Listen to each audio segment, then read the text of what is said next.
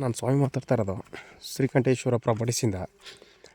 ಒಂದು 6 ಎಕರೆ 10 ಗುಂಟ ತುಂಬ ಚೆನ್ನಾಗಿದೆ. ರೋಡ್ಗೆ ರೋಡಿಂದ ರೋಡ್ ತೊಗೊಂಡಿದ್ದಾರೆ, ಯಾರು ತಂಟೆ ಇಲ್ಲ. ಒಂದು ರೆಸಾರ್ಟ್ ಮಾಡೋಕ್ಕೆ ಒಳ್ಳೆ ಜಾಗ. ರೆಡ್ ಸಾಯಿಲು, 2 ಬೋರ್ವೆಲ್ ಇದೆ, ತುಂಬ ಚೆನ್ನಾಗಿದೆ ನೋಡಿ. 2 ಬೋರ್ವೆಲ್ಗೂ ರನ್ನಿಂಗ್ ಇದೆ. ಸ್ವಂತ TC ಹಾಕ್ಸ್ಕೊಂಡಿದ್ದಾರೆ.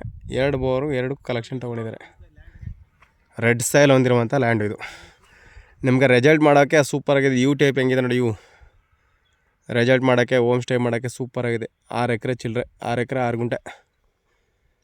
ಇದ್ರ ಎಕರೆಗೆ 35 ಹೇಳ್ತಾರೆ, ಕುಂತ್ಕೊಂಡ್ರೆ ನೆಗೋಷಿಯಬಲು.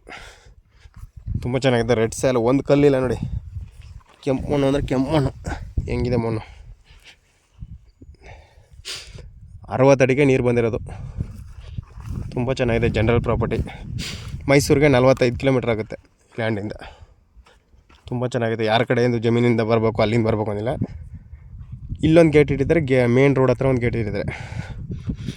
10 ಗುಂಟ ಇವರೇ ರಿಜಿಸ್ಟರ್ ಮಾಡ್ಕೊಂಡಿದ್ದಾರೆ. ಆದರೆ ಜಾಗ, ಅದು ರೋಡ್ ನಿಮಗೆ ತೋರಿಸ್ಕೊಡ್ತೀನಿ ಅದನ್ನು.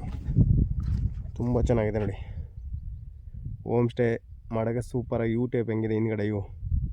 ಸೂಪರಾಗಿರೋ ಜಾಗ. 35 ಲಕ್ಷ ಹೇಳ್ತಾರೆ, ನೆಗೋಷಿಯಬಲು. ಶ್ರೀಕಂಠೇಶ್ವರ ಪ್ರಾಪರ್ಟೀಸಿಂದ ಡೈರೆಕ್ಟ್ ಓನರ್ ಸೀಟಿಂಗ್ ಇರುತ್ತೆ.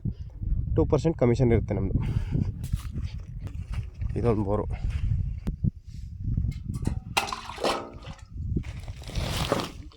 ನೀರು ಮಾತ್ರ ಒಳ್ಳೆ ಸೂಪರಾಗೈತೆ.